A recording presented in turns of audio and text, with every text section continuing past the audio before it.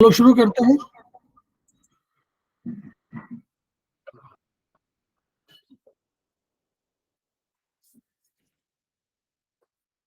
Spine सीधी।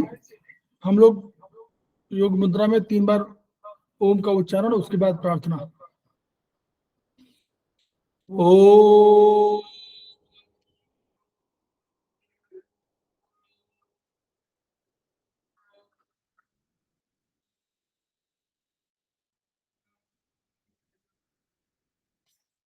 ओ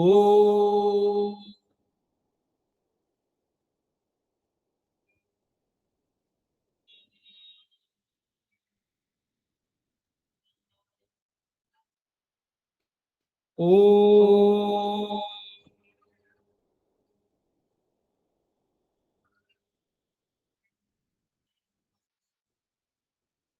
वह शक्ति हमें दो दयानिधे, कर्तव्य मार्ग पर डट जाए, पर सेवा पर उपकार में हम निज जीवन सफल बना जाए।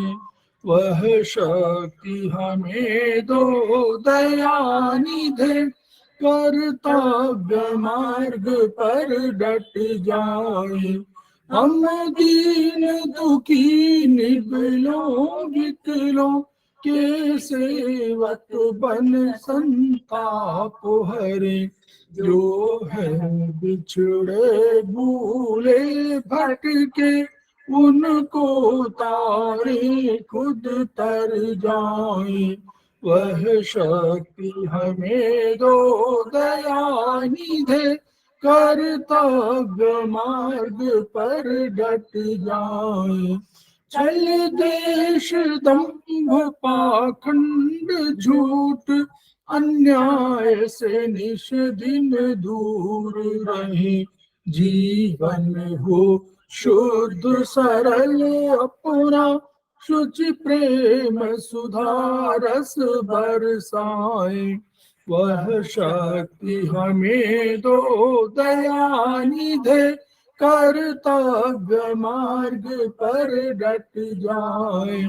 निज आन मान मर्यादा का प्रभु ध्यान रहे, अभिमान रहे, जिस देव भूमि में जन्म लिया, बलिदान उसी पर हो जाए।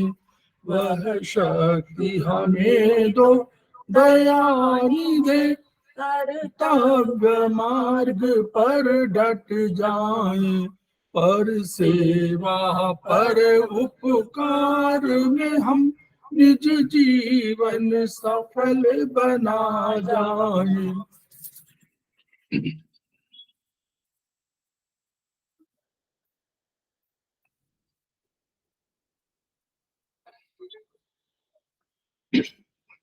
समवायी क्लासेस में आप सभी का स्वागत है।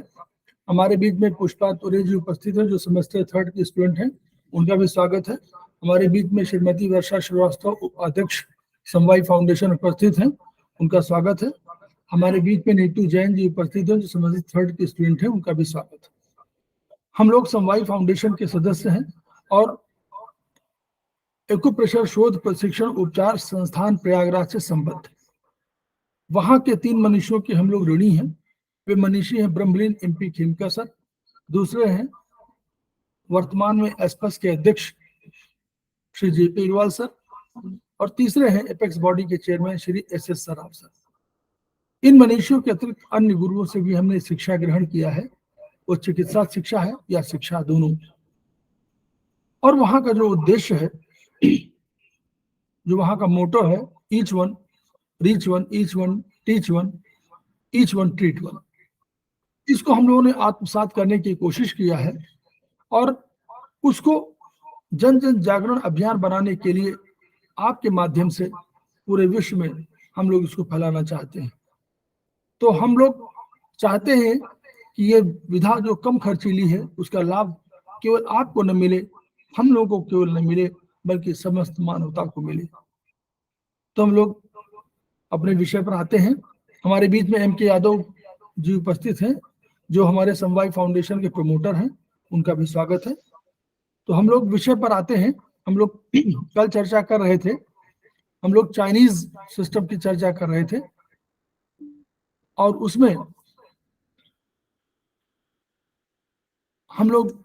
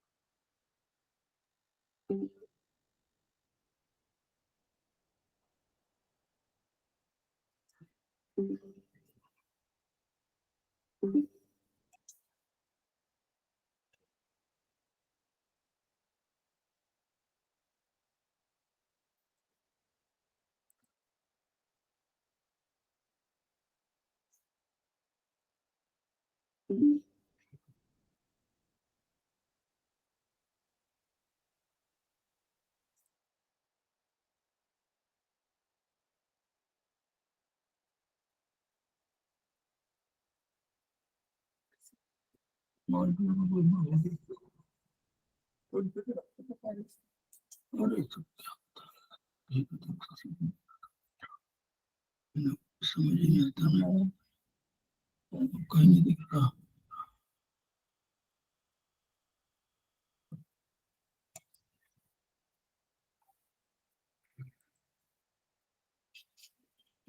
और भी ये बढ़ा गया।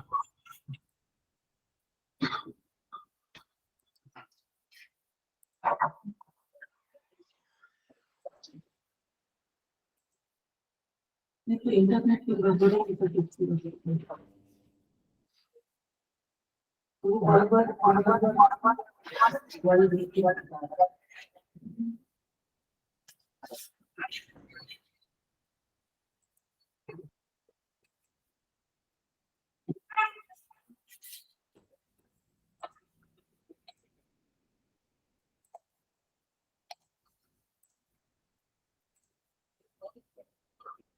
शेयर करना,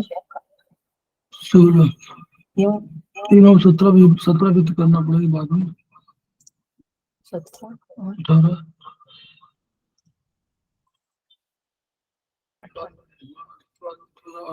बस अभी ये वाला तो बाद में रहेगा, वो भी नहीं हो पाएगा।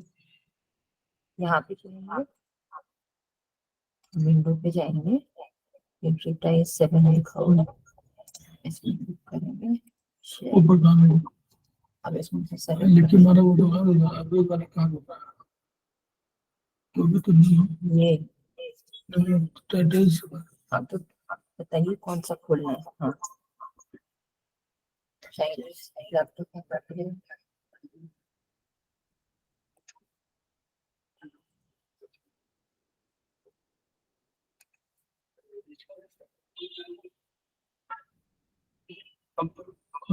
खुल गया। हाँ शेयर अभी नहीं करना है, इसको बाद स्टॉप कर देगा। हाँ इस पे जाएंगे। हाँ इसको क्लिक करिए, किस पे जाना है। यहाँ पे क्लिक करिए, 16 क्लिक करिए, 16 शेयर हो रहा है। Yes sir. आज पूरा गड़बड़ हो गया। चलिए नीचे धीरे धीरे।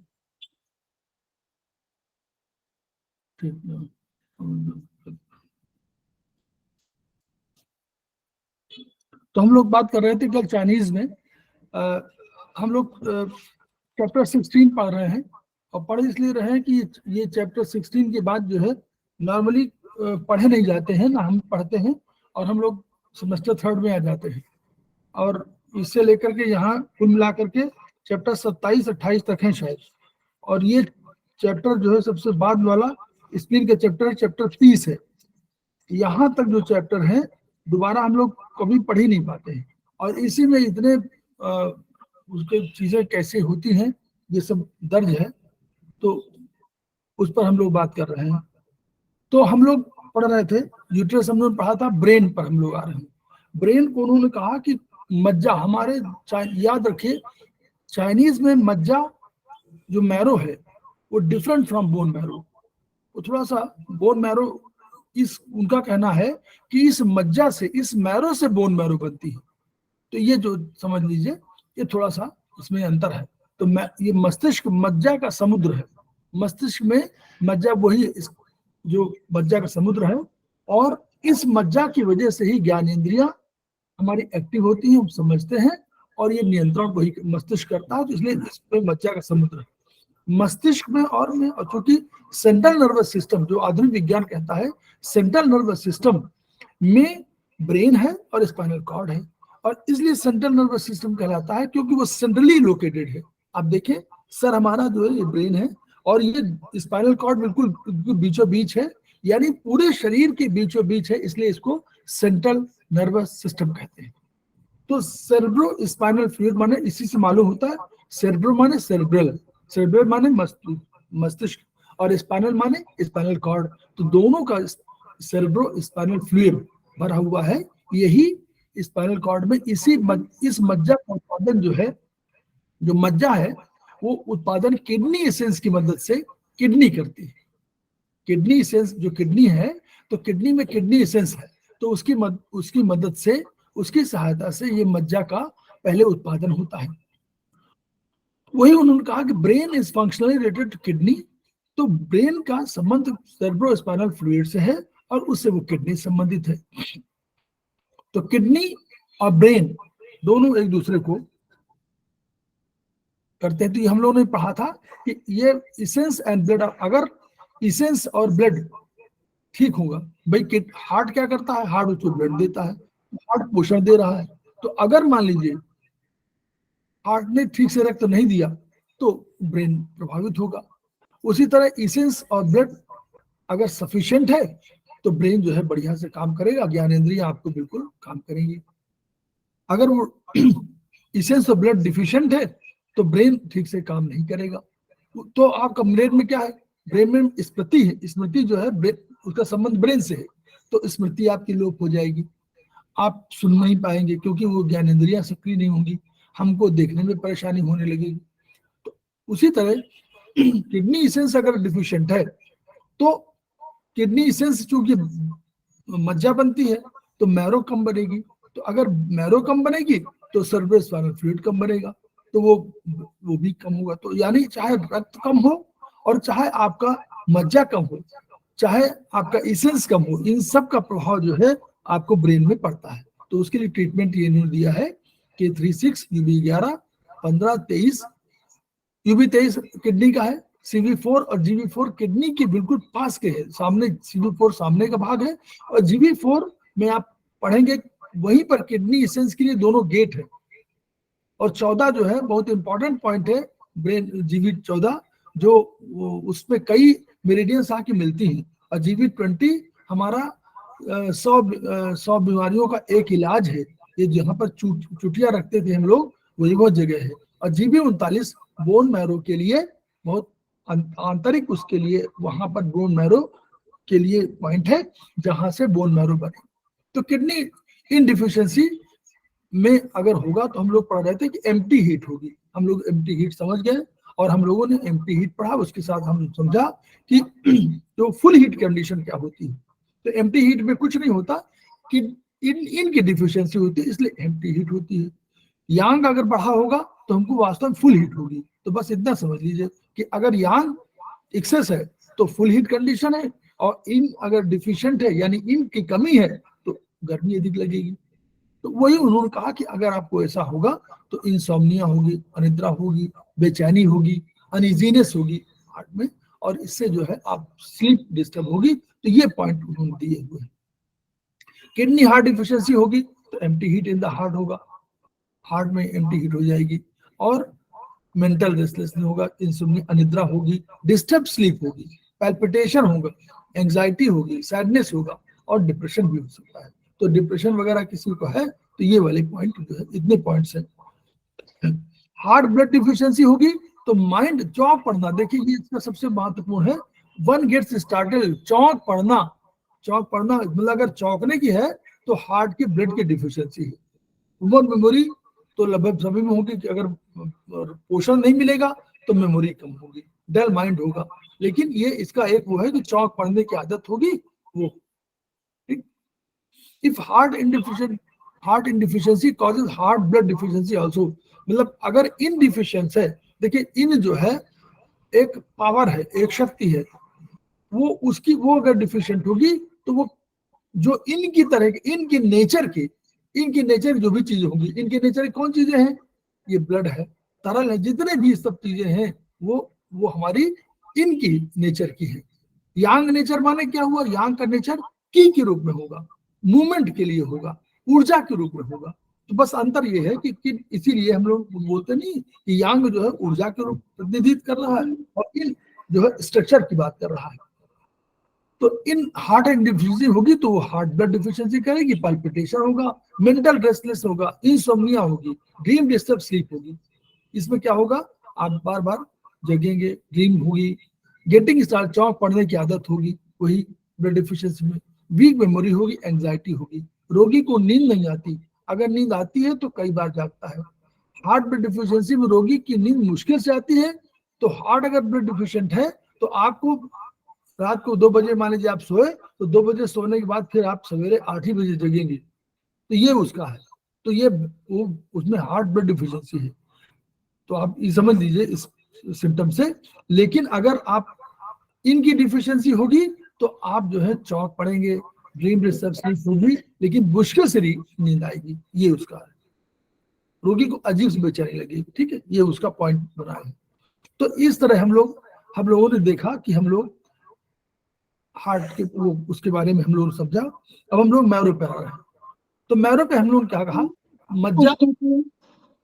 सर एक चीज पूछूं सर, ये बहुत जगह पे ना GV20 दिया हुआ है पॉइंट, तो अगर आप बोलते हैं कि बीपी अगर हाई हो तो GV20 को नहीं छेड़ना चाहिए, हाँ GV20 को न छेड़िए, बीपी हाई हो GV20 छोड़ दीजिए, इस प्रोटोकॉल में तब GV20 को हटा दें। हाँ हटा दीजिए, क्योंकि ब्लड प्रेशर हाई होगा तो GV20 और बढ़ा देगा ना ब्लड प्रेशर।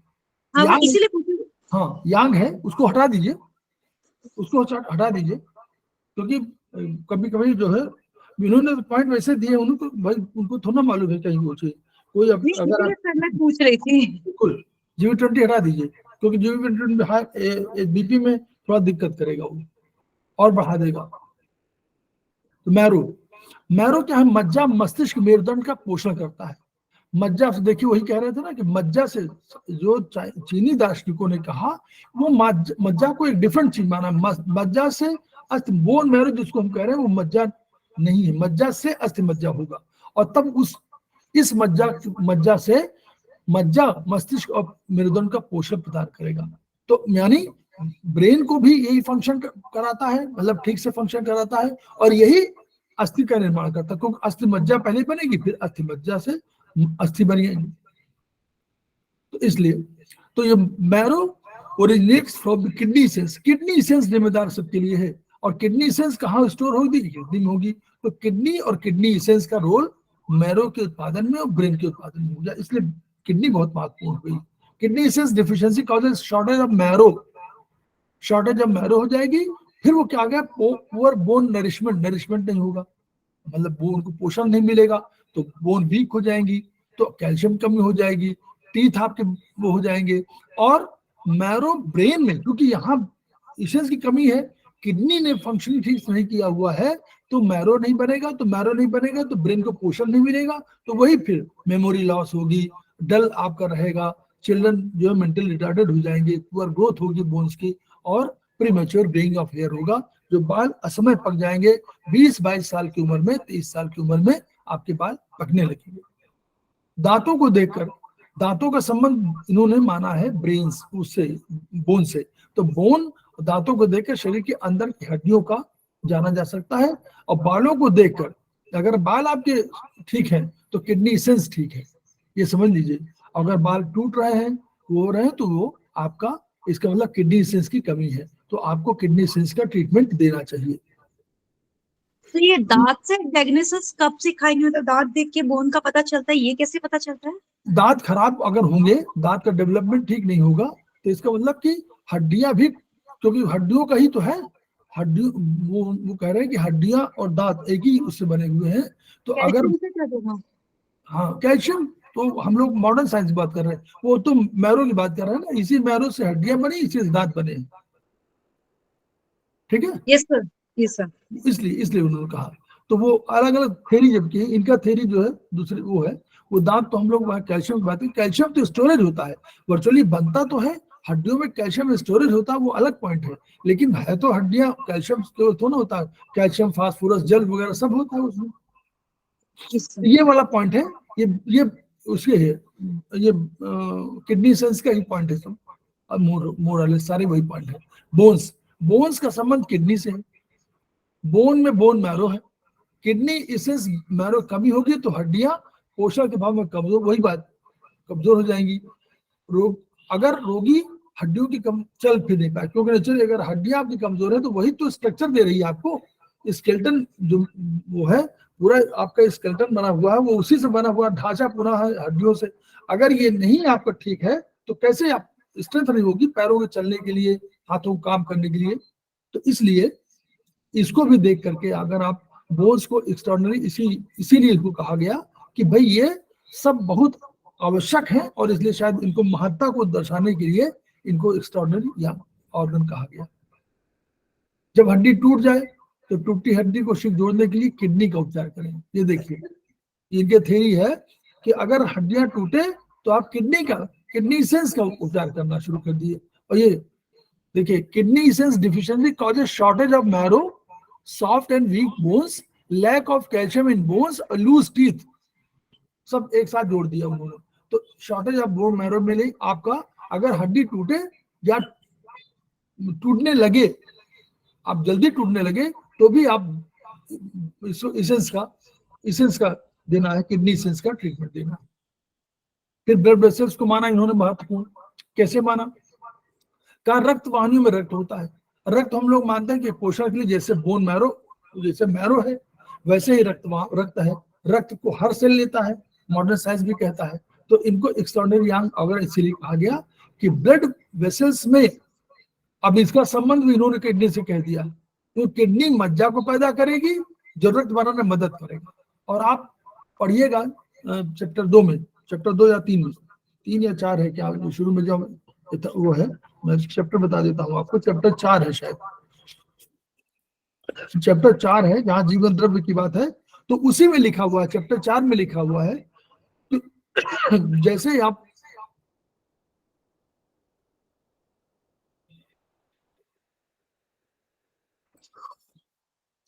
जब स्प्रीन बना करके आपको फूड की देगी, फूड के बना करके वो देगी, तो कहाँ देगी, वो जाता है अपनी एनर्जी बना करके वो दे देती है हृदय को, और उसके साथ साथ लंग्स को। अब ये दोनों मिलकर के क्या करते हैं, वो एक गैदरिंग की बनाता है, अब गैदरिंग की बनाता है, और रक्त उनमें, हार्ट जो है रक्त भी बनाता है, दोनों गैदरिंग की ये मिलकर के रक्त बनाते हैं और ऊर्जा बनाते हैं। अब ये ऊर्जा जो है बनाते हैं किसकी, नीचे से किडनी जाती है, और वो मदद किडनी की जाती है, वो मदद करती है। तो वो जो है किडनी के प्योर की, स्पेशली हाँ प्योर की बोलते हैं उसको, तो वो जाती है और वो वहां जा करके ब्लड बनाने में मदद करती है। फिर ब्लड जो है वो चला जाता है, रक्त उसके कंट्रोलर है वो चला जाता है, और जो लंग्स है वो अपनी एनर्जी को पूरे शरीर में फैला देता है, और वही जो है आपके पोर्स की रक्षा करते हैं, और पूरी एनर्जी जो आपके पोर्स के अंदर होती है वो इन्हीं का, लंग्स के कारण। तो लंग्स का हार्ट का बहुत संबंध है, और किडनी का, इसीलिए उन्होंने कहा कि किडनी का संबंध ब्लड वेसल्स का परोक्ष रूप से संबंध किडनी से, किडनी बनाने में मदद किया ना, क्योंकि ब्लड वेसल्स का रक्त को रक्त के लिए बनाया उसने, तो रक्त का संबंध उससे हुआ, किडनी से हुआ।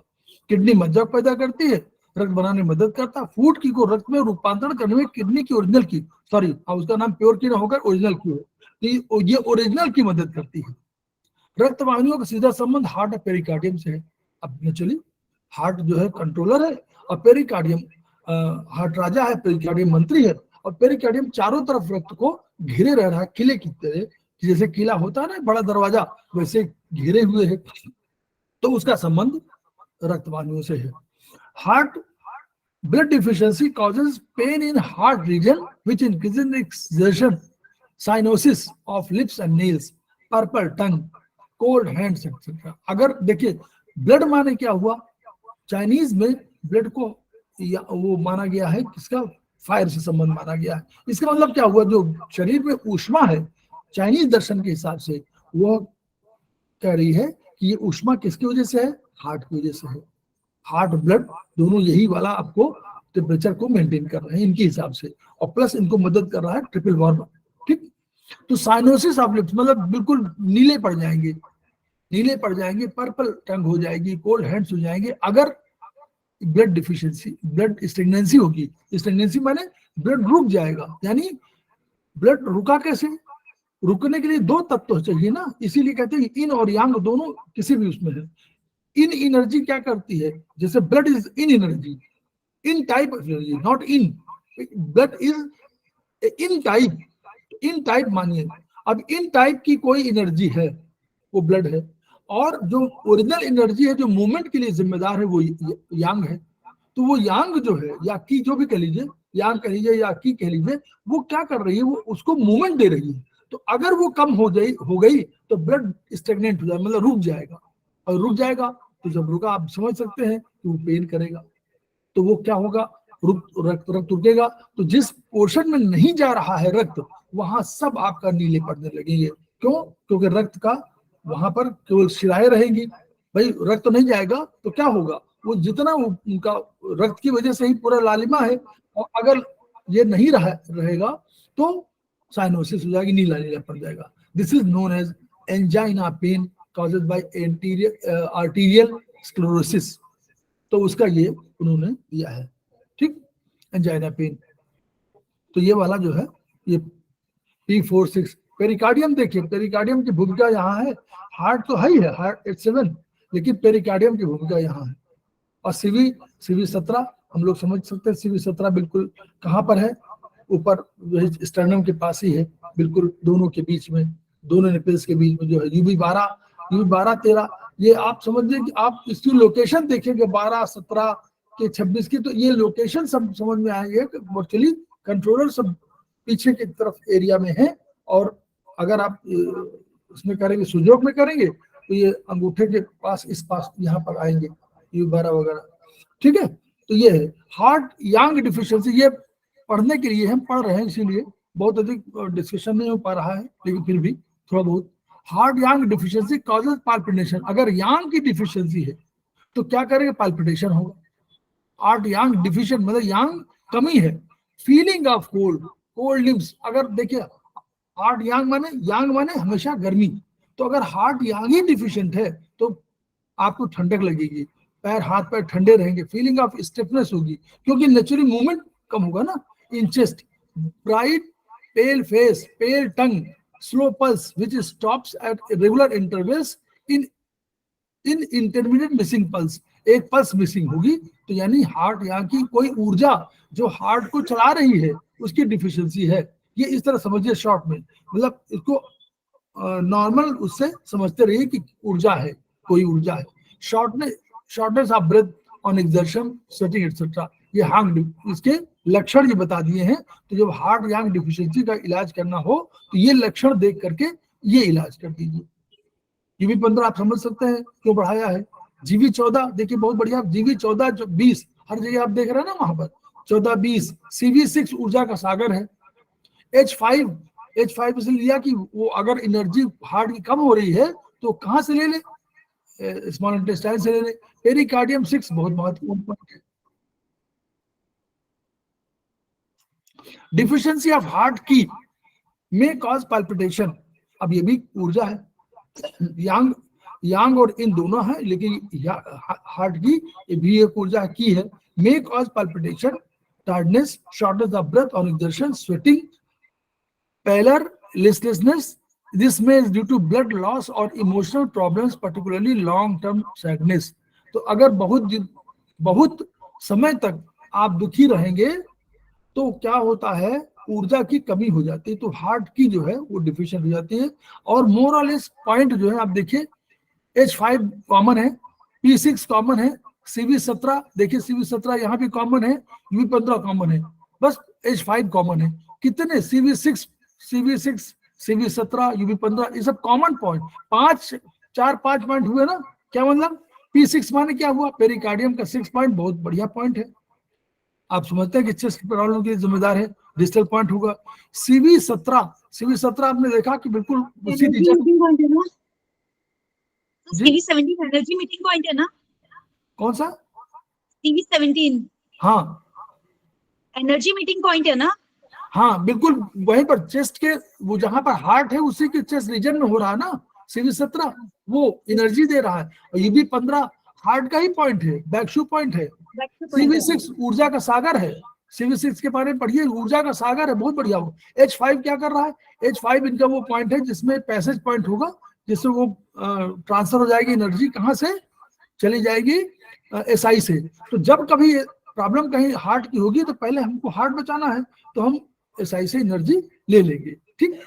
तो मोर और लेस आप देखिए, पॉइंट को समझना भी सीखिए, पॉइंट को देखिए। मोर और लेस यहाँ भी हार्ट यांग की डिफिशियंसी और की हार्ट की में डिफिशियंसी में बहुत अंतर नहीं है, 1-2 पॉइंट की अंतर है, अदरवाइज पूरा वहां GB14 और ऐड कर दिया कि देखिए यहाँ है नहीं, और सब पॉइंट 1 2 3 4 5 6 पॉइंट है। हाँ यहाँ देखिए 1 2 3 4 5 पॉइंट है, ये बस GB14 नहीं लिया है, ठीक है। तो अब आप समझ लीजिए पूरे पॉइंट वही है।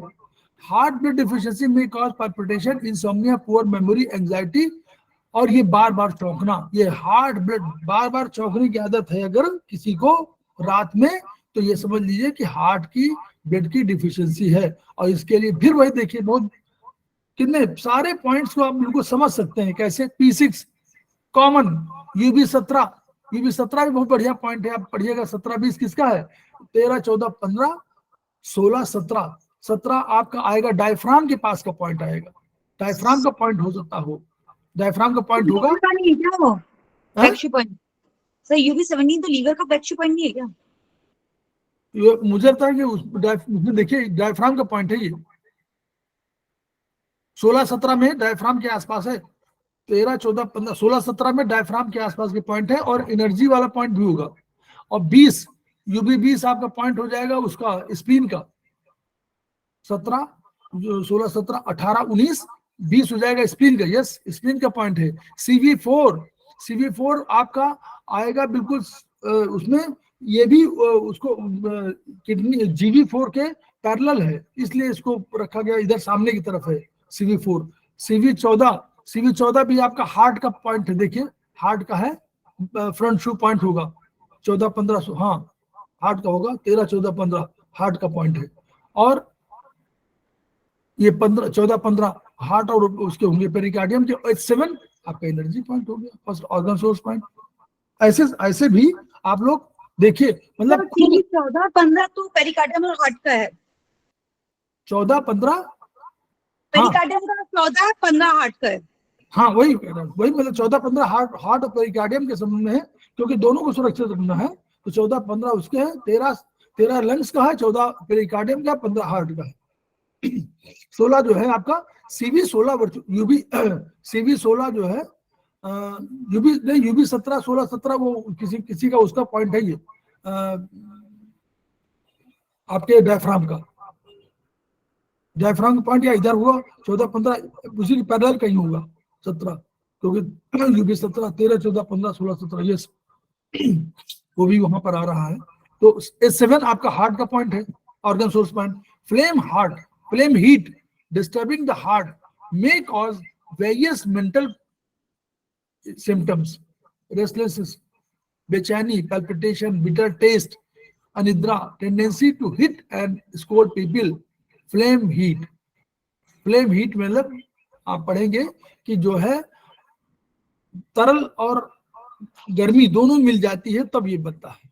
तो ये समझ लीजिए कि एक तरफ से कफ टाइप का है तो कफ को हम लोग अगर वैसे समझें तो हम फ्लेम हीट कफ के रूप में है। तो अगर चाइनीज वो में आयुर्वेदिक में चले जाए तो थर्ड स्टेज की कंडीशन है। इसलिए थोड़ा सा अनकंट्रोल्ड लाफ्टर और क्राई, शाउटिंग, मैनिया, डिप्रेशन, ये बहुत है, बहुत ये थोड़ा और खराब है, और खराब स्थिति है ये। तो थोड़ा सा इसके लिए अधिक पॉइंट देखिए, खूब पॉइंट दे दिया है, इतने कितने पॉइंट दिया है, कौन पॉइंट छोड़ा है देखिए, 17-18 पॉइंट दे दिया है। Liver, pericardium, CV12 stomach, 15 stomach, SP6, GV13 governing vessel, 20-24 सब ले लिया है।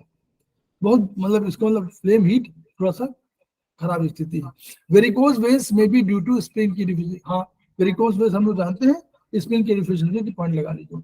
नाउ गॉल ब्लैडर, पित्ताशय में पित्त संग्रहित होता है, अतः इसको एक्स्ट्रा ऑर्डिनरी यांग ऑर्गन कहा जाता है, क्योंकि संग्रहित होता है और कंसंट्रेट होता है, इसको एक्स्ट्रा ऑर्डिनरी ऑर्गन कहा जाता है। गॉल ब्लैडर एक यांग ऑर्गन है, ये तो ऑलरेडी हम लोग मान ही रहे हैं, लेकिन इन्होंने इसको स्पेशली उसको इंपॉर्टेंस देने के लिए कह दिया कि ये ऑर्गन तो है ही है, यांग ऑर्गन भी है, लेकिन एक्स्ट्राऑर्डिनरी है ये। पित्त एक शुद्ध द्रव होता है, और ये शुद्ध द्रव जिस पात्र में स्टोर होता है उसे गॉल ब्लैडर कहते हैं। इस कारण इसको यांग ऑर्गन स्पेशली कहा गया है। ठीक, तो इनका वो है।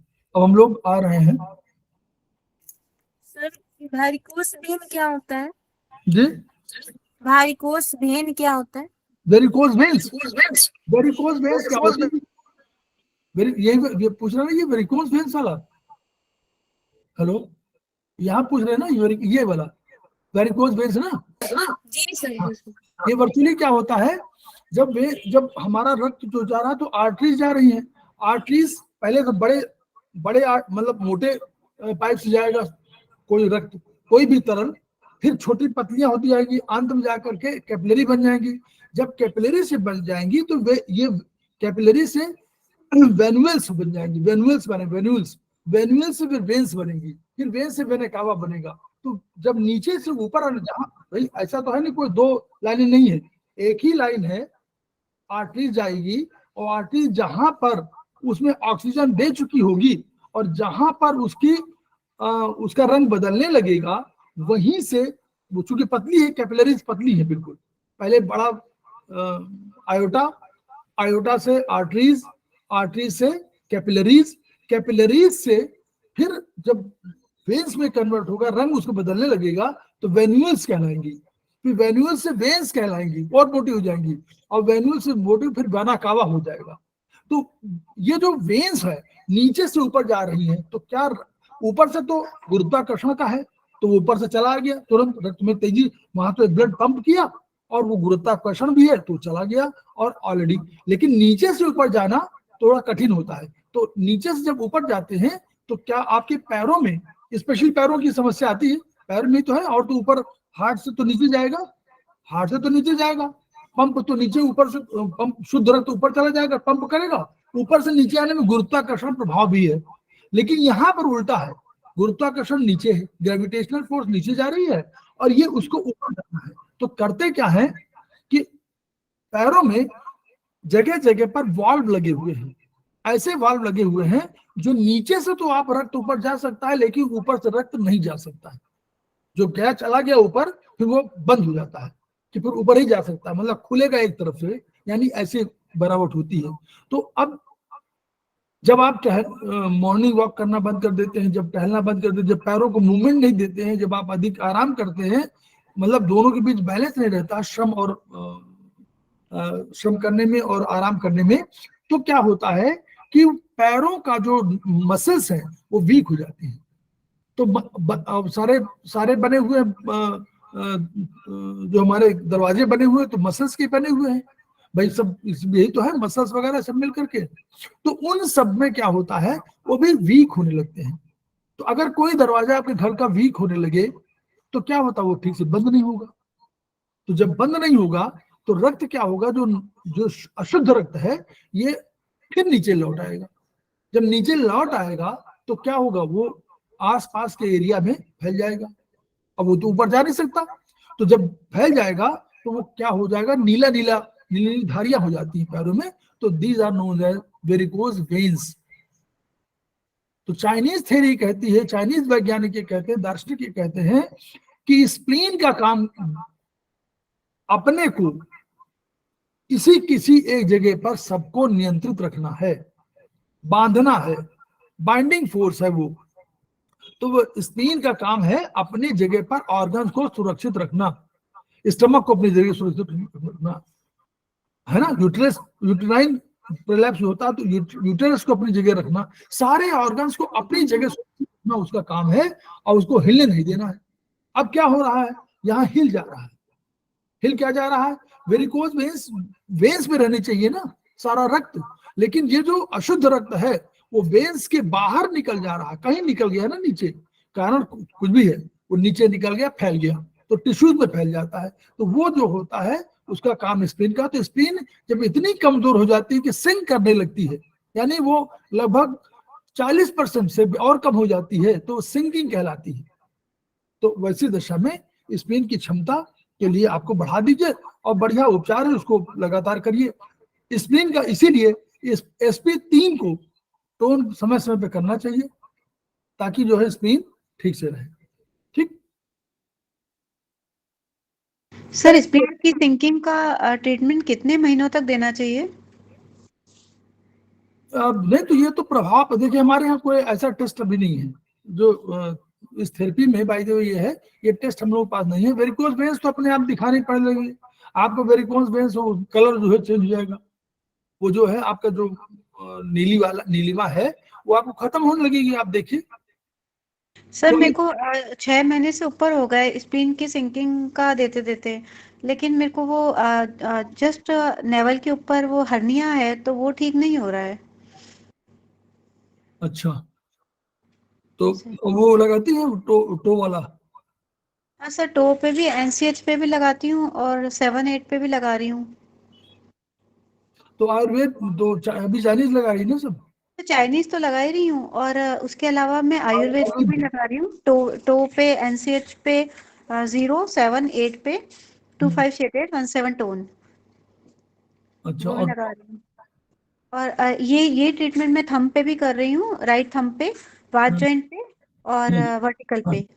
हाँ वर्टिकल पर, ठीक है। टो में कि थंब में? हाँ, थंब पे भी कर रही हूँ, टो पे भी कर रही हूँ सर। दोनों में क्यों कर रही हैं? दोनों मत करिए, एक ही में करिए। टो में करना तो टो में करिए, वो जो टो में कर रहे हैं तभी ठीक है।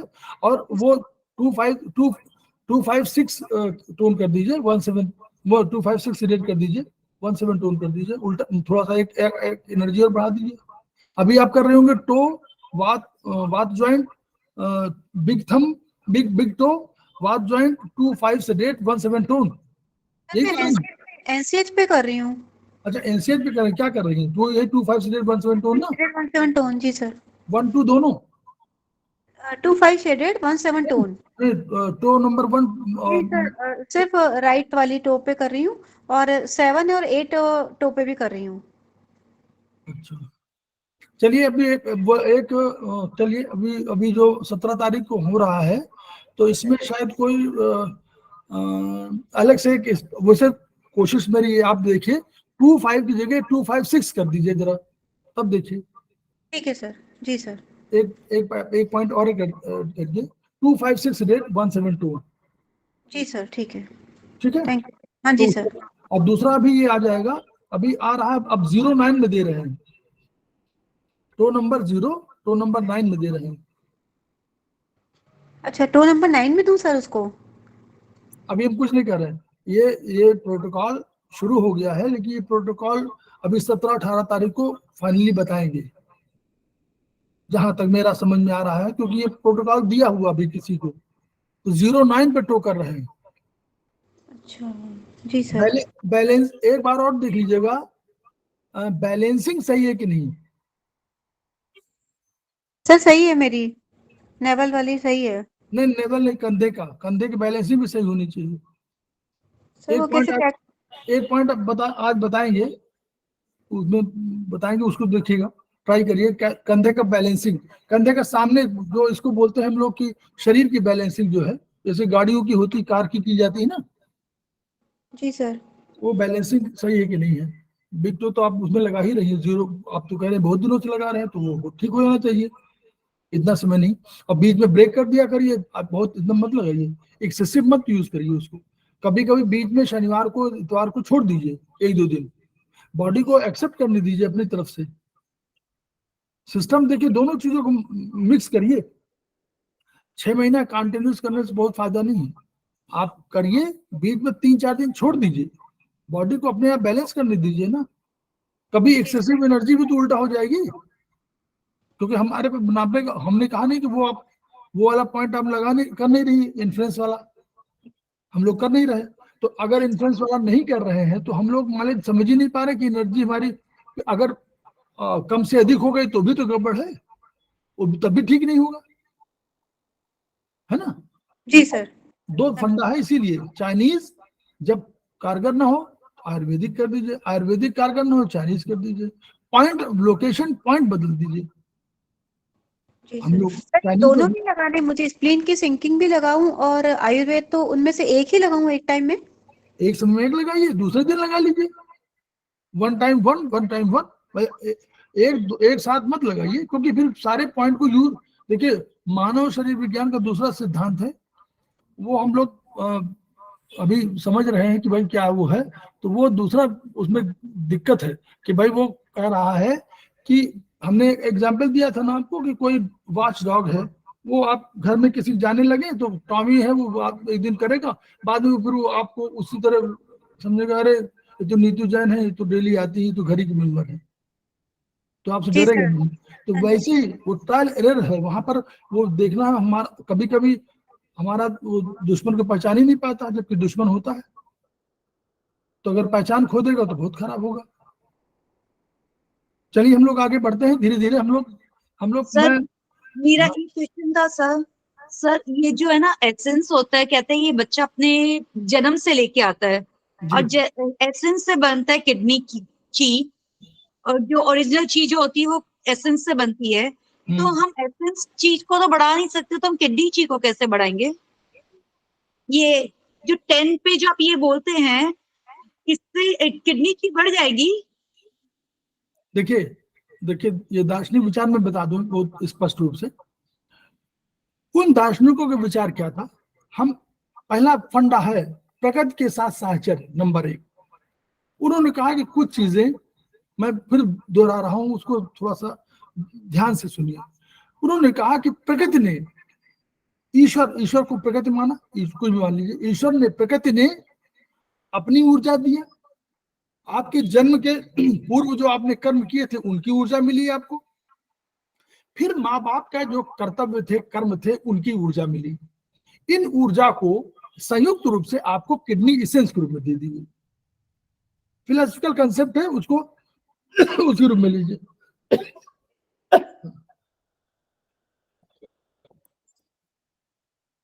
अब क्या हुआ, वो ऊर्जा मिल गई, वो ऊर्जा पार्थिव ऊर्जा जो आप खा पी रहे हैं उससे भी प्रभावित होगी। ऐसा तो है नहीं कि ऊर्जा एक जगह संग्रहित हो गई तो वो वहां से हटेगी नहीं, किसी से मिलेगी नहीं किसी से। जैसे आप किसी घर में बैठे हुए हैं तो आपका पड़ोसी, आप नहीं जाओगे तो आपका पड़ोसी भी तो आ सकता है। Yes sir. वैसे ही समाज में वो हाँ है कि वो जो है अपने लोगों से संपर्क करेगा। तो ये जो ऊर्जा पार्थिव ऊर्जा है वो भी ऊर्जा है। आपने अच्छा खाया तो फिर एक और है पराभौतिक, वहां भी पराभौतिक है, मेरिडियन पराभौतिक है। पराभौतिक लेवल पर आपने अपने अच्छे कर्म किए, सद्भाव किए, अच्छे विचार रखे, इन विचारों का भी तो प्रभाव उसी किडनी इसेंस में पड़ रहा है, उसी इसेंस में पड़ रहा है जो आपके अंदर है। अब ये इसेंस आपने पढ़ा, तो ये जो हमने लगाया, ये जो पॉइंट हमने लगाए, हमने ऊर्जा बढ़ाई ना। किसकी ऊर्जा बढ़ाई? ब्रह्मांड से ली गई ऊर्जा। तो अगर ब्रह्मांड की ऊर्जा जो आ रही है वो परिष्कृत, हम मानते हैं कि ब्रह्मांड की ऊर्जा परिष्कृत है, समय से हम ले रहे हैं और हमारे मनोभाव बदल रहे हैं, हमारी परिस्थितियां बदल रही हैं, विचार अच्छे रख रहे हैं, तो इनका असर ये हुआ कि जो किडनी इसेंस में ऊर्जा थी वो आप पढ़िएगा उसमें परिशोधित और परिमार्जित होती रहती है। तो ये जो परिशोधन है ये प्योरिफिकेशन है। अगर आपका बर्तन एक दिन रखा हुआ है और आप उसको खाना खा लीजिए और मांजिए नहीं तो क्या होगा, दूसरे दिन खराब हो जाएगा। और अगर 15 दिन में मांजिए तो और खराब हो जाएगा। तो उसको परिमार्जन करना, परिमार्जन में मांजना, परिमार्जन माने मांजना, हिंदी शब्द है, मतलब शुद्ध हिंदी है परिमार्जन, उसको हम लोग हिंदी में बोलते हैं मांजना। तो मांजते नहीं है तो हमको मांजना है, चमकाना है, अपने व्यक्तित्व का निर्माण करना है। ये व्यक्तित्व क्या है, मनोभाव, संस्कार, विरासत, मूल्य, आदर्श, है ना, धैर्य, क्षमाशीलता, दयालुता, त्याग, तपस्या, सहानुभूति, उदारता, ये सब सर शब्द साधुता लानी पड़ेगी बेसिकली, हैं। साधु जैसे जीना पड़ेगा, साधुता लानी पड़ेगी बेसिकली। ना ना ना ना ना, साधु तो बहुत सरल होना, साधु तो सरल होना, साधु में तो कुछ नहीं, कोई आपके पास लाइबिलिटी नहीं है, तो साधु होना बहुत सरल है। लेकिन गृहस्थ में रहते हुए और साधु का जीवन, देखिए एक शब्द है, मैं शब्द बोल रहा हूं, आप नोट करिएगा, प्रवृत्ति के साथ निवृत्ति का समन्वय। आप समझ सकती हैं, प्रवृत्ति माने किसी में अटैचमेंट, अटैचमेंट के साथ डिटैचमेंट, पैसा हो उसका मोह न हो, ठीक है, आपको सुख मिले लेकिन उन सुखों के साथ इतना आकर्षण न हो कि उन सुख के बिना जीवन जिया ना जा सके। सुख तो मिलेंगे ही, सुख मिलेगा, आनंद मिलेगा, तो आनंद की खोज करिए, सुख की नहीं। सुख तो आज है कल नहीं मिलेगा, तो उन सुखों के साथ प्रवृत्ति के साथ निवृत्ति का समन्वय करिए। तो जो लोग करते हैं वह परिमार्जन कर रहे हैं, क्योंकि हम रजतम दोनों घेरे हुए हैं आत्मा को। तो सत्व को, सत्व गुण पाने के लिए ऐसा नहीं कि सत्व गुण आपके पास नहीं तो कभी आएगा नहीं, आएगा, प्रोवाइडेड कि आप उसको लाने की कोशिश करेंगे। ठीक, यही है। और है इसी इतना, वैसे तो क्योंकि दार्शनिक विचार है इसलिए मेरे जैसे प्राणी के लिए बहुत संभव नहीं है एक्सप्लेन करना, लेकिन एक बार आप रिकॉर्डिंग रोकेंगे, मैं एक चीज पूछती हूँ, एक बार रिकॉर्डिंग रोकिए। अरे फिर दोबारा करना मुश्किल हो जाएगा मेरे लिए बहुत। अच्छा ठीक है, तो मैं एग्जाम के लास्ट में पूछूंगी। आज पूछेंगे जब बंद कर देंगे। हाँ। आप नोट कर लीजिए कहाँ पर है, ठीक है, मैं नोट कर लीजिए, बाद में भूल ना जाए। चैप्टर 17 हम लोग पढ़ रहे हैं, 6 stage of disease and 6 channel axis. पढ़ा आप लोगों ने किसी ने? सर मैंने पढ़ा था एक बार। हाँ चलिए ठीक है, एक बार देख, विहंगम दृष्टि देखी डाली होगी, उसको विहंगम दृष्टि बोलते हैं। विहंगम माने पक्षी वाली दृष्टि होती है, उसमें देखा उड़ गया, है ना। चलिए वही है। तो इन्होंने क्या किया, कहा एक कंसेप्ट है कि उन्होंने कहा कि रोगों के 6 के चरण, जो 6 की बात कर रहे हैं, तो 6 की बात कर रहे हैं डॉक्टर वॉल भी, आगे आप पढ़ेंगे 6 चरणों की बात वो भी कर रहे हैं। लेकिन इनके चरण देखिए, ये कब लिखा उन्होंने, डॉक्टर वॉल ने कब लिखा, उन्होंने कहा मॉडर्न साइंस के हिसाब से, और इन्होंने 6 चरण कहा। तो 6 चरणों की व्याख्या किया। उन्होंने कहा कि शरीर में रोग 2 कारणों से आए, क्या, बाहर के प्रभाव, क्यों, क्योंकि प्रकृति के साथ हमारा साहचर्य है, जो प्रकृति का परिवर्तन है वो हमको झेलना है, उसको गर्मी झेलना है, बरसात झेलना है, सारी सर्दी झेलनी, सारी चीज झेलना है। तो वो बाहर प्रभाव से कारण आए रोग, disease due to external causes. फिर आंतरिक प्रभाव कारण आए, जो अंदर शरीर में परिवर्तन हो रहे हैं वो भी तो होगा। तो अब कैसे आएगा, बाहरी के प्रभाव कारण रोग शरीर, पहले बाहरी के कारण रोग शरीर में प्रवेश करते हैं और फिर रोग ज्वर के रूप में प्रकट होगा। उपचार आपने नहीं किया तो शरीर के अंदर गहरे से गहरा पैरता चला जाएगा। और शरीर में ज्वर के 6 खास चरण होते हैं, उनकी व्याख्या करने लगे ये। अब बताइए, देखिए ये चरण, पहले चरण में ज्वर चर्म को पार कर अंदर होता है और 6ठे चरण में इंटरनल ऑर्गन पर आक्रमण कर देता है। पर ये देखिए, बस हम लोग इसी को समझेंगे क्योंकि धीरे धीरे देखेंगे, क्योंकि अभी हम लोग समझ ही नहीं रहे, हम लोग ये भी समझे कि भाई चरण क्या होते हैं। तो पहला क्या है, थ्योरी ऑफ शरीर में रोग का आक्रमण, बाहरी प्रभाव, बाहरी जो इफेक्ट है इन्वायरमेंटल प्रभाव होंगे। फिर क्या होगा, रोग, शीत, फीवर, कोल्ड पहला होगा, ये फर्स्ट चरण है। ये रोग शरीर के अंदर बढ़ता जाएगा अगर आपने इलाज नहीं किया और गहरे बैठेगा। फिर रोग के शरीर के 6 चरण होंगे, 6ठे चरण में सबसे गहरे बैठ जाएगा और इंटरनल ऑर्गन जो अपने आंतरिक ऑर्गन है उन पर प्रभाव कर देगा, आक्रमण कर देगा। तो रोग के प्रथम 3 चरण, पहले 3 हम लोग पहले पढ़े हैं ना, पहले यांग और बाद में इन। यांग माने बाहरी और इन माने आंतरिक। तो पहले रोग के 3 चरण यांग है, यांग नेचर के हैं, और बाद के 3 चरण इन नेचर के हैं। तो अब देखिए, पहला हम लोगों ने यांग को पहले कहा था कि एक्यूट को कहते हैं यांग। जब शुरू में आता है, अटैक करता है, तो उसको बोलते हैं एक्यूट, और बाद के चरणों को हम लोग क्रॉनिक कहते हैं। तो बाद के 3 चरण क्रॉनिक के रूप में और पहले 3 चरण एक्यूट के रूप में। अब देखिए कैसे ये उन्होंने बताया, इसको बढ़िया से बस आगे पढ़िएगा, थोड़ा दृष्टि डाल लीजिए। फर्स्ट स्टेज, रोग शरीर के बाहरी स्थान में चर्म आदि पर, स्किन पर अटैक करता है, वहीं पर। इसको बोलते हैं ग्रेटर यांग एक्सिस। इनको ये वाला याद रखिएगा, नाम जो है ग्रेटर यांग एक्सिस, ठीक है, इसको इसी नाम से। तो ग्रेटर यांग एक्सिस है, ये क्या करता है, ये स्मॉल इंटेस्टाइन और यूरिनरी ब्लैडर पर अटैक करता है। तो पहले ट्रीटमेंट जब होगा एसआई और यूबी पर होता है, ठीक है। ये समझ लीजिए कि एसआई और यूबी प्रभावित होती है शुरू में। पहले चरण पे रोग स्किन पर अटैक करेगा, उसको ग्रेटर यांग, ठीक, सबसे अधिक है, सबसे बड़ा यांग है ये। फिर यांग अंदर जाएगा तो कमजोर होकर इनमें कन्वर्ट होगा। सेकेंड स्टेज क्या है, रोग शरीर में थोड़ा सा अंदरूनी भाग में, थोड़ा सा अंदर स्किन से और थोड़ा सा अंदर चला जाएगा। इसको ब्राइट यांग कहेंगे। यहाँ पहले वाला ग्रेटर था, इसको ब्राइट यांग कहेंगे। और अब ये क्या हुआ, यहाँ स्मॉल इंटेस्टाइन थी, यहाँ लार्ज इंटेस्टाइन आ गई और स्टमक आ गया। वहां स्मॉल इंटेस्टाइन यूरिनरी ब्लैडर था और यहाँ लार्ज इंटेस्टाइन स्टमक आ गया। तो दूसरा स्टेज एलाई और स्टमक का हो गया। फिर थर्ड स्टेज क्या हुआ, शरीर में आधा अंदर पहुंच गया, तो इसको हम लोग कहें लेसर यांग। अब देखिए, ग्रेटर सबसे बड़ा, ब्राइट कम, फिर लेसर यांग। अब यांग लेसर हो गया, अब वो अंदर जा रहा है, इनकी तरफ कन्वर्ट हो रहा है। तो ये ट्रिपल वार्मर और गॉल ब्लैडर, ये देखिए सब वही है। यहाँ पर अब आपको यांग है ना, स्मॉल इंटेस्टाइन यूरिनरी ब्लैडर, फिर large intestine stomach, triple warmer, gall bladder. तो इस तरह आप समझिए, स्मॉल, लार्ज और ट्रिपल वार्मर 3 हुए, और यूरिनरी ब्लैडर, स्टमक और गॉल ब्लैडर, जिस तरह।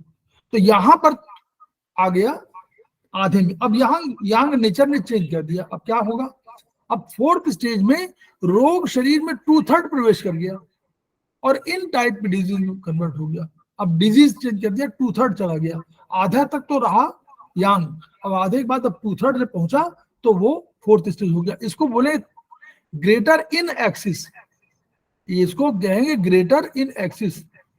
अभी ये ग्रेटर है ना, तो ग्रेटर इन एक्सिस में कन्वर्ट हुआ और ये लंग्स और स्प्लीन प्रभावित हुए। इससे सबसे पहले लंग्स और स्प्लीन प्रभावित हुए, फिर बाद में 5th स्टेज में 3/4 प्रवेश कर गया।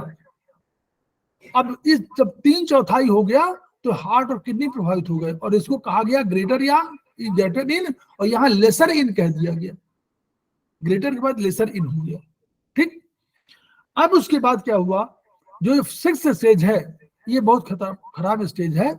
ये mixed hot and cold symptom हो गए और ये शरीर के अंदर बैठ गया। इसको टर्मिनल इन एक्सिस बोलते हैं, और ये पेरिकार्डियम और लीवर, तो यानी पेरिकार्डियम और लीवर पर अटैक जो हुआ वो लास्ट स्टेज पर हुआ।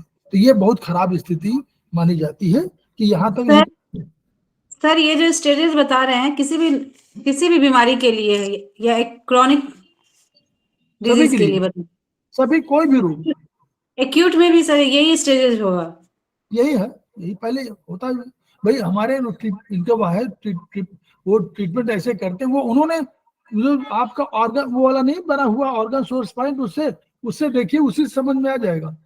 आगे बना हुआ है कि कैसे कैसे आगे बढ़ेगा। तो वो एक्सिस को उन्होंने बोल दिया है, 12 ऑर्गन है तो 12 ऑर्गन में 4-4 ऑर्गन को उन्होंने ले लिया है और वही कंडीशन दिया है। तो इसीलिए आपको, आप जीवी मेरिडियन में देखिए, एसआई और यूबी उसके वो हैं, गवर्निंग वेसल मेरिडियन। कुछ हम बोलते हैं ना कि स्पाइन पे पहले अटैक आएगा, तो जीवी मेरिडियन हो, तो जीवी मेरिडियन का एसआई और यूबी आप आगे पढ़िएगा सेमेस्टर 4 में। तो वॉल्यूम 6 में एक्स्ट्राऑर्डिनरी वेसल में ये दिया हुआ है कि सबसे पहले एसआई और यूबी में ट्रीटमेंट देते हैं। तो सर मैं ये जानना चाहती थी कि जो जो सिंपल वायरल फीवर होता है या सिंपल सीजनल कुछ भी होता है, उसमें भी ये सारे स्टेप होंगे? तो यही वो थोड़ा बहुत चाइनीज दर्शन यही बोल रहा है। वो रोगों का अलग बता रहा होगा कि भाई आप लंग्स प्रभावित हो रहे हैं, वो हो रहे हैं, लेकिन है स्थिति यही है कि उसमें पहले यांग में, पहले रोग में ये स्मॉल इंटेस्टाइन और यूरिनरी ब्लैडर प्रभावित होगा ही होगा।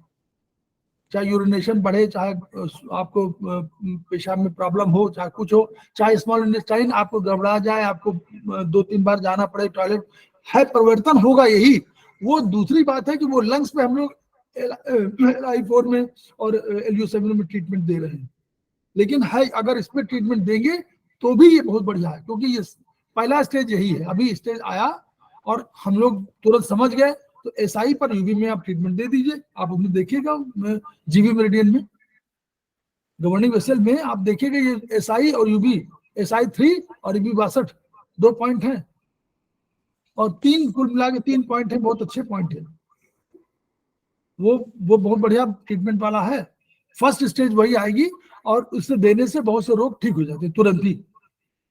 ठीक है सर। जानना, देखिए हम लोग जानना इसलिए जरूरी कि भाई इन सब में लिखा क्या है ये समझने हमको भी, ऐसा नहीं हम लोग भी तो यहीं से पढ़े हुए हैं, ऐसे तो हम लोग चाइना से पढ़ के तो आए नहीं, हम लोग सब ये हिंदुस्तान में से पढ़े हैं, यहीं पर समझ रहे हैं भाई उन्होंने क्या लिखा, उनका क्या कंसेप्ट है। और ये इसको ट्रीटमेंट करके देखिए तो SI3 और UV 62 में बहुत बढ़िया प्रभाव देता है शुरू का। तो ये उन्होंने अपने दर्शन के बेसिस पे किया होता है। अब ये रोग प्रथम चरण में है, तो पहली चरण धुरी। ये चैनल कौन से हैं ये नहीं समझ में आए। ग्रेटर यांग एक्सिस जैसे टटाई 1 में 50 पेज नंबर पे भी ये देखे थे, लेकिन ये समझ में नहीं आए सर। चैनल्स जो बता रखे हैं ना, ग्रेटर यांग, ब्राइट यांग, वो आप उसमें इसमें आप पढ़िएगा, टटाइस 2 में है, दिया तो है सर। टटाई 1 में भी है पेज नंबर 50 पे, लेकिन समझ में नहीं आया ये। नहीं तो वो उससे ऐसा ना, वो लिंक देखिए, एक से दूसरा, दूसरे से तीसरा। एक तो उन्होंने जो वो ऊर्जा आती है किस रूप में, इसका किया हुआ है, और एक पंचतत्व सिद्धांत का किया हुआ, दोनों का अलग अलग है। तो इसलिए उन्होंने कहा ये एक कंसेप्ट है, उनका कंसेप्ट एक और ध्यान दीजिए, सबको मिक्स करिए। एक कंसेप्ट उन्होंने दिया कि जब बाहरी ऊर्जा आती है तो वो बाहरी ऑर्गन, वो जो बाहरी क्लॉक है ऑर्गन क्लॉक, उसके हिसाब से विचरण करती है, और जब अंदर चली जाती है तो पंचतत्व सिद्धांत के अनुसार आचरण करती है, लिखा है ना। तो ये बाहरी वाला भी, बाहरी जब कर रहे हैं तो बाहरी वाले के आधार पर है। तो बाहरी जब आई तो यांग नेचर पे आई, तो उन्होंने ये बताया कि वो चैनल उसी तरह है। उसमें आप पढ़िएगा जिस चैप्टर में, आप वो वॉल्यूम 2 पढ़िए बढ़िया से, उसमें बढ़िया दिया हुआ है। इसमें तो उसका थ्योरी दिया है, लेकिन उसमें पूरा शुरू का कंसेप्ट दिया है, बाद में कैसे ट्रीटमेंट होना चाहिए वॉल्यूम 2 में। मैं बताऊं सर, चेक ये जो पेज नंबर 50 पे जो दिया है ना, पेज नंबर 50 पे जो दिया ना, देखो ये पेज नंबर 2 पे दिया है पहले, सुपरफिशियल बायो एनर्जी कैसे आ रही है उसको 3 जगह डिवाइड किया है। हाँ वही 12 ऑर्गन्स को 3 उसमें 4 के हिसाब से करके 3 में डिवाइड कर दिया। उसी को इन्होंने चैनल बता दिया है कि चैनल ऐसे आते हैं। अब लक्षण देखिए, लक्षण ऐसे है, इनके हिसाब से ये है, इसको हम लोग पढ़ लें और फिर अब आगे बहुत बहस होगी, क्योंकि ये कभी पढ़े नहीं पाएंगे। चैप्टर में हम लोग सेमेस्टर 2 में पढ़ाएंगे और 9 तक पढ़ा देंगे, डायग्नोसिस तक। डायग्नोसिस बाद फिर आगे फर्स्ट डायग्नोसिस बहुत मुश्किल से पढ़ने को मिलेगी, और ये सब तो चैप्टर ना देखेंगे, ना हम भी देखेंगे, ना आप भी देखो, कोई नहीं देखेगा। हम भी पढ़ रहे हैं दूसरी बार, जैसे जैन ने पढ़ा था तो हमने भी विहंगम दर्श डाली थी, और दूसरी दर्श डाल रहे हैं, वही देख लें। सबको बता दो दे कि ये इस चैप्टर में ये चीज है, तो ये देखिए इसमें क्या। अब देख खत्म भी होने वाला है समय हमारा, 6:40। हाँ जल्दी करें। सर आप उस टाइम बोले थे तो मैं थोड़ी सी पढ़ी थी मैं भी, हाँ पर समझ नहीं आ रहा था। हाँ ना, तो जब ट्रीटमेंट करेंगे और इसको लक्षण देखिए, लक्षण को समझना धीरे धीरे, जब 4 बार लक्षण पढ़ेंगे तो 2 लक्षण महत्वपूर्ण वाले समझ में आ जाएंगे, बस यही उसका वो है। ऐसा नहीं है कि 10 लक्षण आप पारंगत हो जाएंगे। 2 लक्षण को आप पहचान जाएंगे तो उसमें हो जाएगा। जैसे कोई हार्ट का आपने पढ़ा, अभी देखा ना कि एक में आपको उन्होंने कहा कि एक में आपको पल्पिटेशन तो दोनों में होगा, लेकिन एक में आपको कहा कि चौंक पड़ेंगे और दूसरे में नहीं लिखा। तो ऐसे तमाम आपको मिलेंगे एक आध चीजों में कि लीवर में लीवर यांग राइजिंग में ये होगा और गुस्सा ऐसे आएगा वो, और लीवर इन में नहीं मिलेगा इस तरह। तो ऐसे ये एक एक सिम्टम को याद करिए, वो आपको दिमाग में रहेंगे कि अरे ये तो है। देखिए इसमें क्या है, स्मॉल इंटेस्टाइन और यूरिनरी ब्लैडर ये प्रभावित होंगे। रोगी को फियर ऑफ कोल्ड और विंड होगा, डर। अब क्या होगा, ज्वर, सर में दर्द, ठंड से भय, वायु अच्छी न लगना, फ्लोटिंग पल्स, शरीर में दर्द होना। तो ये 2 है, attack of wind in first stage of disease, attack of cold. दोनों चीज हो सकती है, या तो विंड का अटैक हो या कोल्ड का अटैक हो। अटैक ऑफ विंड में हवा अच्छी न लगती, गर्दन में कड़ापन आ जाएगा। देखिए कड़ापन, अब गर्दन में कड़ापन आप बताइए, एक बहुत बढ़िया वो है, गर्दन में कड़ापन आ रहा है तो हमारे कौन सा एक मेरिडियन है, मेरिडियन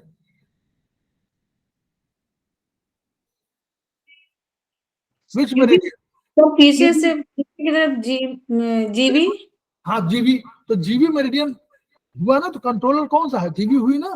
तो वही Yes. वही वो कह रहे हैं कि जीबी आ गई, और जीबी के साथ कौन चल रही है हमारे बगल में, यूबी। UV UV. तो गर्दन में कड़ापन जो आया और शरीर में दर्द, पसीना आ गया, नब्ज धीमी चली, ये अटैक ऑफ विंड में है। और कोल्ड में ज्वर होगा, यहां देखिए ज्वर पहले में लिखा है, इसमें पहले अटैक ऑफ विंड में ज्वर नहीं लिखा ना, अटैक ऑफ कोल्ड में ज्वर लिखा है। ठंड अच्छी, उसमें हवा अच्छी नहीं लगती विंड में, इसमें ठंड अच्छी नहीं लगेगी। ये दोनों में कड़ापन है। सर दर्द, शरीर में दर्द है, यहाँ सर दर्द है कोल्ड में, है ना, कोल्ड में सर दर्द है। शरीर में तीव्र दर्द है, पसीना नहीं आएगा क्योंकि कोल्ड है, तो पसीना नहीं आएगा, गर्मी में पसीना बाहर निकलेगा। सांस छिछली और कड़ी दर्द।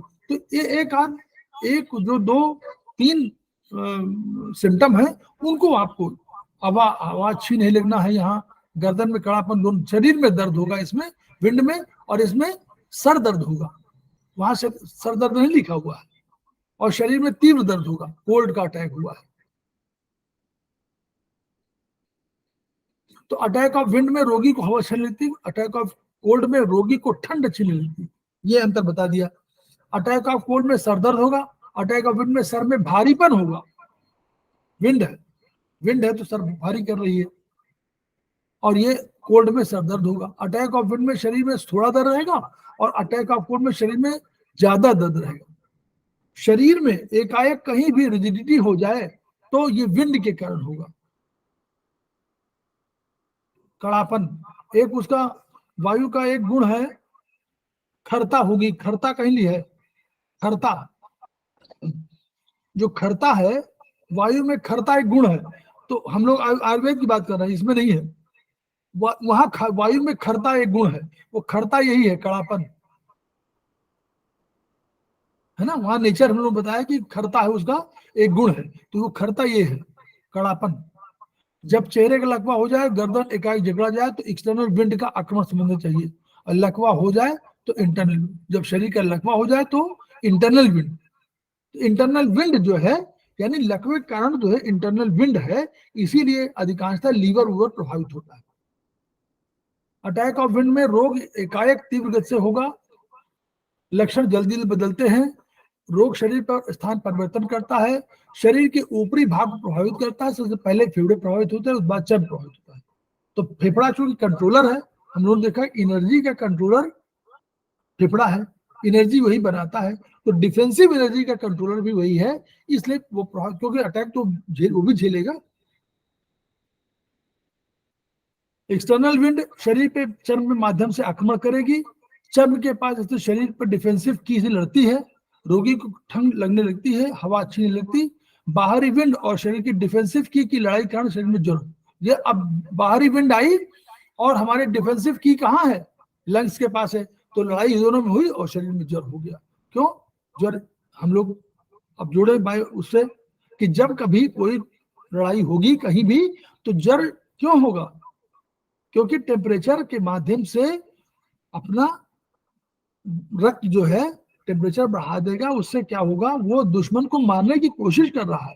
ये मॉडर्न साइंस पढ़ रहे हैं, लेकिन ये इन्होंने बताया, ये अपनी भाषा में लिख रहा है कि शरीर में ज्वर हो गया, डिफेंसिव की लड़ाई हुई तो इन्होंने कर दिया। और वो डिफेंसिव की लड़ाई मॉडर्न साइंस में हम लोग कह रहे हैं कि उन्होंने इसलिए रक्त बढ़ा दिया कि ताकि दुश्मन मर जाए।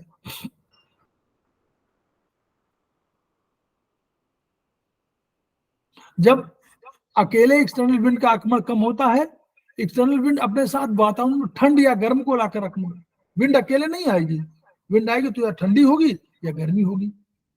अब जब कोल्ड लाएगी तो attack of cold, wind cold कहेंगे। अब आप इसको उसे ट्रांसलेट करिएगा लंग्स वाले में। जब लंग्स का आप पढ़ेंगे तो यही शब्द आएंगे, अटैक ऑफ विंड कोल्ड। तो ये इनमें कहा कि एक्सटर्नल विंड अपने साथ कोल्ड को लाएगी तो अटैक ऑफ विंड कोल्ड कहेंगे, और एक्सटर्नल विंड अपने साथ हीट को लाएगी तो अटैक ऑफ विंड हीट कहेंगे। तो वहां जो शब्द है इससे आप समझ लीजिए, ऐसे समझना है हमको, सब सारे शब्द समझने हैं ना। अटैक ऑफ विंड कोल्ड लिखा है वहां, अब अटैक ऑफ विंड कोल्ड बता दिया कि एक्सटर्नल विंड आएगी तो कोल्ड लाएगी, तब विंड कोल्ड का अटैक है, और हीट लाएगी तो विंड हीट का अटैक है।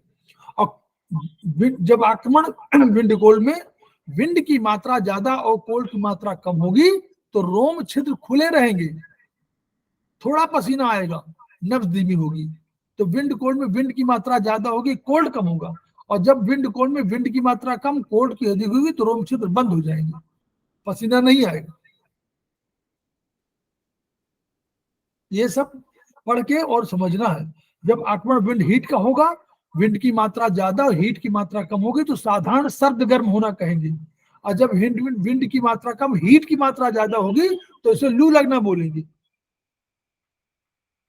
विंड की मात्रा कम और हीट की मात्रा बढ़ गई तो लू। तो इसको जो है देखिए ये है, तो ये जो है इस पर SI3 UV60 UV62 पर उपचार देने से प्रथम चरण के रोग ठीक हो जाते हैं। क्लियर? अब इसका ट्रीटमेंट तो अलग है वहां पर, जैसे SI3 में SI3 और UV62 है, तो SI3 में लेडीज में SI3 टोन करेंगे राइट साइड में, और UV62 लेफ्ट साइड में सेडेट करेंगे ओरिजिनल पे। लेडीज के मामले में SI3 राइट साइड में टोन करेंगे और UV62 लेफ्ट साइड में सेडेट करेंगे। और जेंट्स के मामले में SI3 लेफ्ट साइड में टोन करेंगे और UV62 राइट साइड में सेडेट करेंगे। अभी इसमें तो ट्रीटमेंट अलग दिया हुआ है कि UV12 पर उपचार दे करके, इसीलिए हम लोग देते हैं ना UV12 हम लोग देते हैं ना, LI4 UV7 वो LU7 और UV12 GV16। देखिए GV16 पे उपचार देते हैं।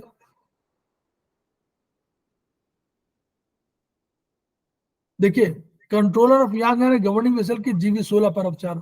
GV16 बहुत महत्वपूर्ण पॉइंट है, तो UV12 GV16 ये 2 पॉइंट, और इसीलिए एक और CV17 3 पॉइंट लिए जाते हैं, बस हो गया उपचार।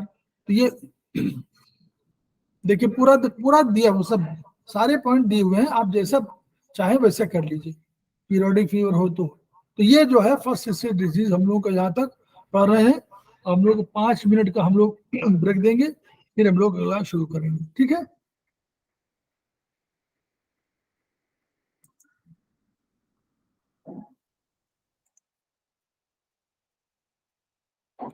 फाइव मिनट्स का ब्रेक दे रहे हैं हम लोग। रिकॉर्डिंग बंद कर दे रहा हूँ ताकि जो है वो रहे, और हम